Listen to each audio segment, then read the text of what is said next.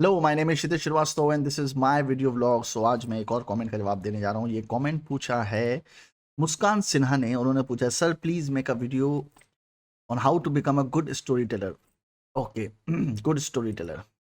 Good storyteller means you tell good stories, basically. So I would like to say that the first rule for being a good storyteller is that you have to prepare a lot. So preparation is the first rule. Most of the people think, उनको ऐसा लगता है कि वो जब जाएंगे और बोलना शुरू करेंगे लोग उनको सुनना शुरू कर देंगे। वैसा एज्यूम कर लेते हैं। उनको लगता है कि जस्ट बिकॉज उनके दिमाग में स्टोरी क्लियर है उसको कन्वे भी बहुत इजीली कर लेंगे। पर दुनिया का सबसे डिफिकल्ट टास्क जो है वो यही है कि आप अपनी सोच को शब्द दे सकें। जो भी चीज़ आपके दिमाग के अंदर चल रही है उसको आप सामने वाले को कन्वे कर सकें। कम्युनिकेशन पे इतनी सारी किताबें इसलिए लिखी हुई हैं, कम्युनिकेशन पे इतने सारे कोर्सेज इसलिए हैं, एमबीए में कम्युनिकेशन पे एम्फसाइज किया जाता है, क्योंकि अगर आप अपने थॉट्स को कम्युनिकेट नहीं कर पाएंगे you can never be a good storyteller, you can never be a good leader. So you have to prepare.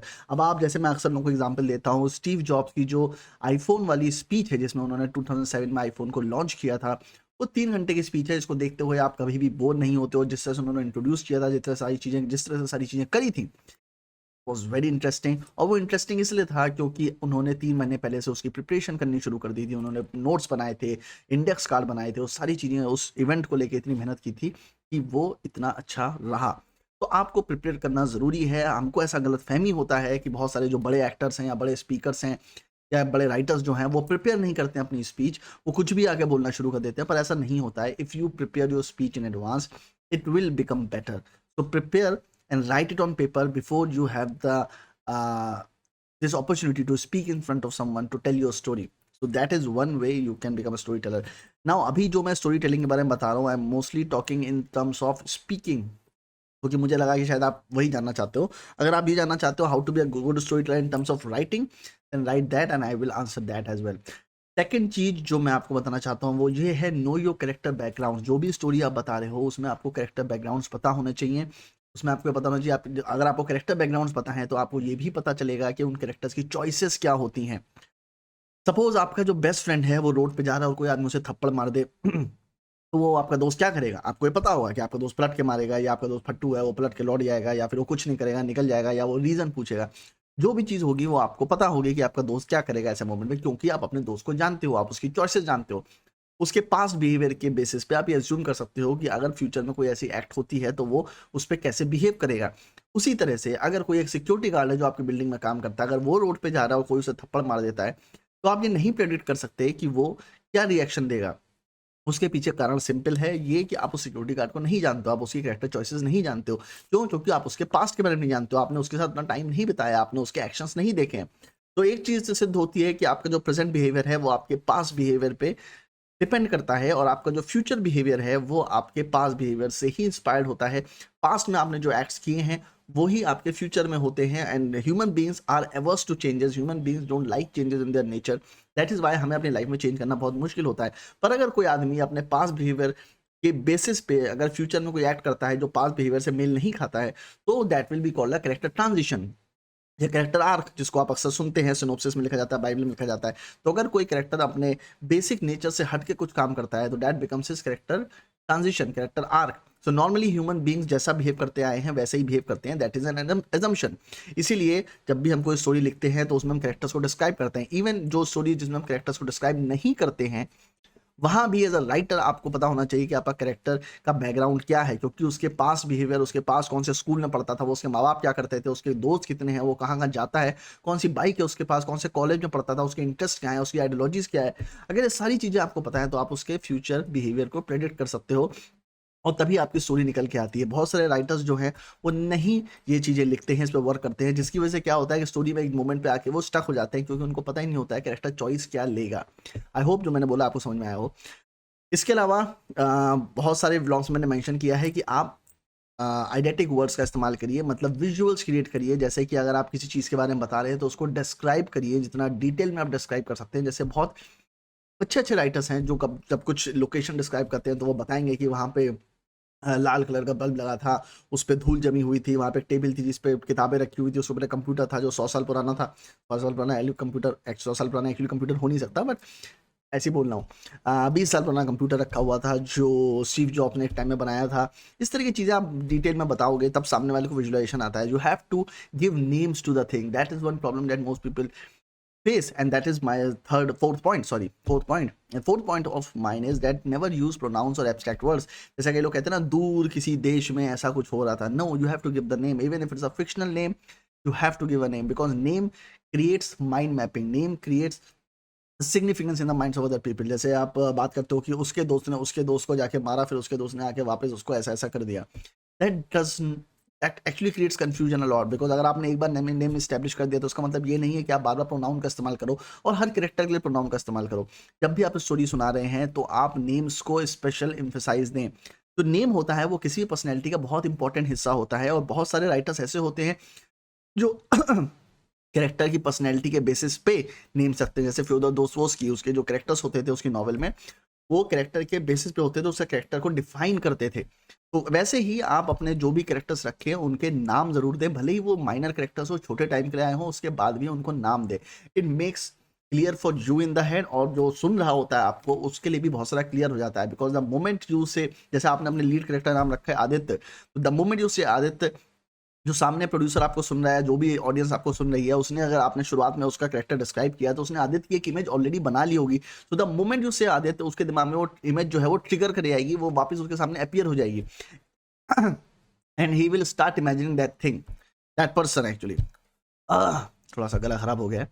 Anyways, so that is one important thing. Never use pronoun. Cop 1, cop 2, boy 1, boy 2, इस तरह के शब्द को इस्तेमाल कम करें. Pronoun से बचें और गिव नेम्स टू एवरीथिंग. अगर आप लोकेशन भी डिस्क्राइब कर रहे हैं तो लोकेशन को डिटेल में डिस्क्राइब करिए. ये मत बताइए कि इस शहर में, उस शहर में. आप शहर का नाम दे दीजिए, कोई एक शहर रेफरेंस ले लीजिए. बरेली ले लीजिए, दिल्ली ले लीजिए, लखनऊ ले लीजिए, या न्यूयॉर्क ले लीजिए, बॉस्टन ले लीजिए, या यूके लंदन ले लीजिए. यूके में है वो, basically it's not a city. London is a city. But anyways, तो कहने का मतलब ये है कि you have to give the names to the things, even if you are describing a location और a character or an object or anything, you have to give the name to it. Do not be abstract in describing, do not be lazy in describing things, because the more in detail you will describe it, the much better it becomes. But you have to be also aware कि आप बहुत ज़्यादा detail में उस चीज़ को ना बताएं, वरना सामने वाला बोर भी हो सकता है. उसके अलावा जो मेरा फिफ्थ पॉइंट है वो ये है, keep something happening all the time. This is one thing that I don't know why the young film makers, young storytellers, young writers do not like. And it is, and I will tell you why they don't like it, because it sometimes seems so artificial that you have to deliberately put something there. Second, they are too lazy to think and put something, a twist in there. And I will tell you why, because when they write the story, they mostly write it from their real life experiences. Everyone writes the stories from their real life experiences. Even if it's a fictional thing, they will include a part of their life into it.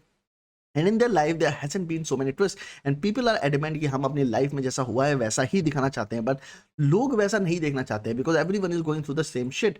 People want to see more excitement, क्योंकि जब भी कोई एक twist आता है, turn आता है, या कुछ होता है किसी भी स्टोरी में, it is at that point that audience gets excited. तो आपको ये भी समझना है कि आप जो स्टोरी लिख रहे हैं वो अपने लिए नहीं लिख रहे हैं, वो ऑडियंस के लिए लिख रहे हैं. तो उनके लिए ये ज़रूरी है कि कुछ ना कुछ होता रहे, लगातार कुछ ना कुछ होता रहे. ऐसा नहीं कि कुछ भी नहीं हो रहा, बस स्टोरी चलती चली आ रही है. एक आदमी है जो रोड पे चलता चला जा रहा है और बात करता चला जा रहा है.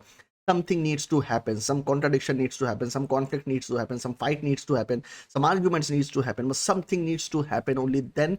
Only then you can write a good story. But if you are too egoistic and adamant about it, then I don't think you have a career as a good storyteller. Apart from that, if you want to be a good storyteller as a person, then to whomever you are telling your story, you have to always look in their eyes. आपको उनकी आंखों में बार बार देखना पड़ेगा. मतलब आपने आई contact कभी मत तोड़िए. ऐसा हो सकता है कि वो लोग आपसे आई कांटेक्ट तोड़ दें, पर आप अपना आई कांटेक्ट कभी मत तोड़िए, because eyes are the best way to communicate your thought. 90% of whatever you communicate is non-verbal. 10% ही है जो वो आप बोल रहे हो वो सुन रहा है, बाकी 90% आपकी बॉडी लैंग्वेज है. तो आपकी बॉडी लैंग्वेज बहुत स्ट्रिक्ट होनी चाहिए, बहुत इंटरेस्टिंग होनी चाहिए, इंथुजियास्टिक होनी चाहिए. और आपकी आइज़ जो है वो कभी भी इधर उधर नहीं देखनी चाहिए, क्योंकि आइज़ अगर इधर उधर देखती हैं तो सामने वाले का इंटरेस्ट लूज होता है. और ये चीज़ न्यूज़ एंकर्स को बहुत अच्छे से समझाई जाती है, क्योंकि न्यूज़ एंकर्स लगातार ऑडियंस से एक कॉन्टैक्ट रखते हैं, जिसमें वो लगातार स्क्रीन की तरफ देख रहे होते हैं और ऑडियंस भी स्क्रीन की तरफ देख रहा होता है, जिससे ऐसा लगता है कि दोनों एक दूसरे की आंख में आंख डाल के देख रहे होते हैं. That's why news anchors are not suppose to blink too much. Mostly they are taught not to blink at all, but it's a huge task and most people can do that. But अभी बहुत सारी चीज़ें change हो गई हैं. Anyways, पहले के news anchors ऐसे थे जो ब्लिंक नहीं करते थे, उनको उसकी ट्रेनिंग मिलती थी, वो उसकी प्रैक्टिस करते थे. But anyways, never lose eye contact. इसके अलावा ऐसा बहुत बार हुआ कि आप जब अपना मोटिवेशनल स्पीच दे रहे हो या फिर स्टोरी बता रहे हो या कुछ भी कर रहे हो, तब लोग अपना मोबाइल निकाल के देखने लगेंगे, ऐसी ऐसी चीज़ें होंगी. Never get demotivated by that. If you are telling a story then it is inside your head and you have planned it ahead. No matter what happens, never get demotivated. Instead अगर कोई आदमी ऐसी हरकत करता है, then it reminds you कि maybe is not getting interested in the story and you take it as a challenge, and then you start telling your story with more emphasis and with more metaphors and much enhanced way. You have to include more twist. और वो अगर आपको अपने character के बारे में पता है, जैसा कि मैंने आपको बताया, तो आप बैठे बैठे इम्प्रॉम्प्टू भी बना सकते हो. लाइक आपने 10 पेज की स्टोरी बनाई है जो आप किसी को सुनाना चाहते हो, आप उसको एक्सपेंड करके 15 पेजेस पे ले आ सकते हो, क्योंकि आपको अपने कैरेक्टर के बारे में पता है. वो पता है कि उस कैरेक्टर के साथ क्या क्या हो सकता है, उसके आसपास के एनवायरनमेंट में क्या क्या चीज़ें हो सकती हैं. So this was my advice for you कि if you want to become a good storyteller, these are the things that you should do. And in case you want to know about good storytelling in writing, then you have to write that, and I will make a video on that as well. I hope आपको आपके सवालों के जवाब मिल गए हों. अगर मिल गए हैं तो मुझे मेरे कमेंट बॉक्स में बताइए. अगर नहीं मिले हैं तो भी मुझे बताइए. In both the cases, I am going to help you out. देखते रहिए मेरा blog and subscribe to my channel. Bye bye.